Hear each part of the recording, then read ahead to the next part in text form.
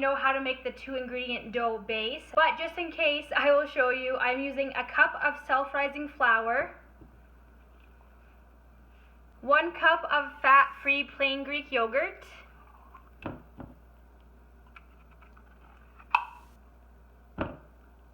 Alright, so I just went ahead and added 1 heaping tablespoon of Splenda to my base. Now I'm going to add the ingredients that are going to make the flavor of the cinnamon roll. We're going to add 2 tablespoons of Splenda brown sugar into the mixture. You're going to reserve 1.5 teaspoons for the top of the rolls. Next, you're going to add 1 teaspoon of vanilla extract. I added a bit more, but that's okay. And 1 tablespoon of cinnamon.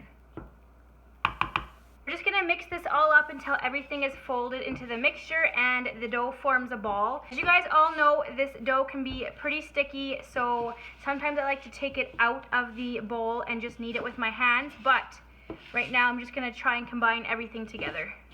So I just put a little bit of flour on my hands so I can roll the dough with my hands a bit. Like I said, this just is much easier than using my spatula. Once you are all done mixing the dough together, it should look something like this. I'm going to place a little bit more flour on my working surface here. Alright, so we are going to roll this out into a square-like shape. So, I'm going to grab my rolling pin. You're going to try and make it as thin as you can. I like to go about 1/2 inch. As you can see, this really doesn't look like a square. As long as you have some form of a shape that you can roll, it is fine. Next, I'm going to take some spray butter and spray all over the dough. Now we're just going to roll the dough into a log very carefully because it can rip. And when I'm done, I like to just form the log a bit, pat it down, make it a bit bigger if I need to. So I usually get about 9 cinnamon buns out of this, so I'm going to go ahead and cut it. I use the first one as a guide to kind of make them the same size.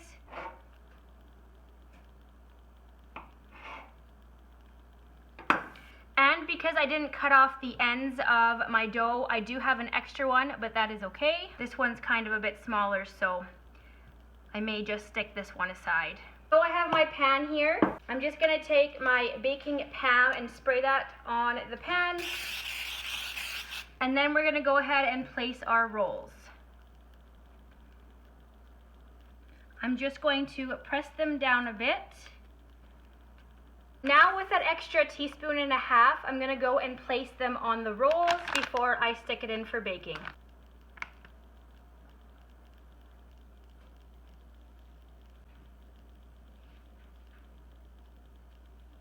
Alright, so these are ready to be placed in the oven, and we'll see you guys when they come out. Next, we're going to make our icing sugar glaze. So I'm using this Swerve icing sugar, and it's 0 calories, 0 sugar. It's kind of like Splenda, but I actually found this at a local food store. I'm pretty sure you can buy it online. And we're just going to use some almond milk as well. I'm using 2 tablespoons of the icing sugar because I don't want too much, just kind of just to drizzle on my cinnamon rolls. And then you're going to use 1 tablespoon of the milk.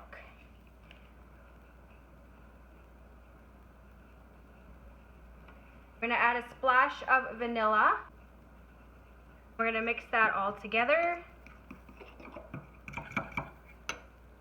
I'm just going to add a pinch more of the icing sugar just to make it a bit thicker. Alright, so that is all ready to go on top of our cinnamon buns. They just came out of the oven. I'm going to go ahead and drizzle on my icing sugar here. Just kind of like a glaze. Okay guys, so here you go, 2-point cinnamon buns with a vanilla icing sugar drizzle.